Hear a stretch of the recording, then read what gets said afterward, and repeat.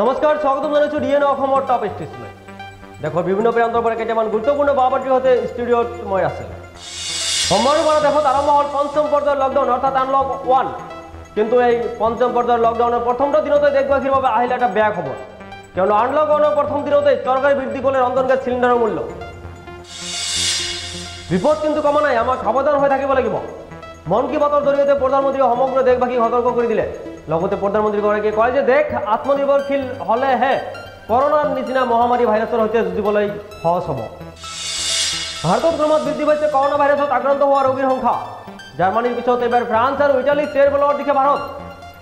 World অপিডৰ এক প্ৰতিবেদনত উল্লেখ কৰা মতে এই তালিকাৰ নৱম স্থানৰ পৰা ভাৰত অষ্টম স্থানলৈ উঠি আহিল।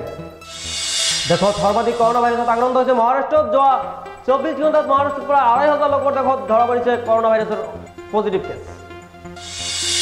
ৰাজ্যৰ 16,400 হেক্টৰ বিঘা কৃষিভূমি পৰিছে এতিয়া বানৰ কবলত, আৰু ইয়াৰ পিছতো চৰকাৰে এই কৃষকক কৰা নাই কোনো ধৰণৰ সাহায্য। এই দাবী উত্থাপন কৰিছে অনুসূচিত জাতি যুৱ ছাত্ৰ পৰিষদে। মৰিয়নি হত্যাকাণ্ডৰ লগত জড়িত 8জন লোকক ইতিমধ্যে আটক কৰিছে আৰক্ষীয়ে, আৰু এই 8জনৰ ভিতৰত গাভৰু চাহ বাগিচাৰ কৰ্মচাৰী এজনো আছে।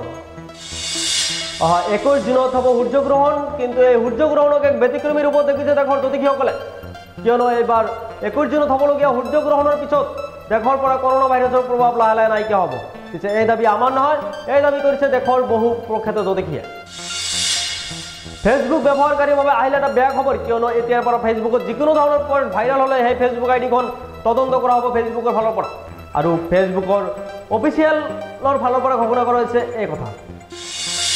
বলিউডৰ জনপ্ৰিয় সংগীত পৰিচালক ৱাজিদ খানৰ দেহাৱসান। মুম্বাইৰ এখন চিকিৎসালয়ত মৃত্যু হয় ৱাজিদ খানৰ। মৃত্যুৰ সময়ত শিল্পীগৰাকীৰ বয়স আছিল মাত্ৰ 42 বছৰ। সাজিদ ৱাজিদ জুটিৰ পৰা ৱাজিদ খানৰ মৃত্যুত বলিউডত পৰিছে গভীৰ শোকৰ। ইফালে 14 আগষ্টত মুক্তি লাভ কৰিব এক নতুন হিন্দী ছবি এটেক, আৰু এই ছবিখনত মুখ্য চৰিত্ৰত অভিনয় কৰিছে অভিনেতা জন আব্ৰাহামে। ভাৰত বাংলাদেশ সীমান্তত বড়দিন আত্মহত্যা কাইকে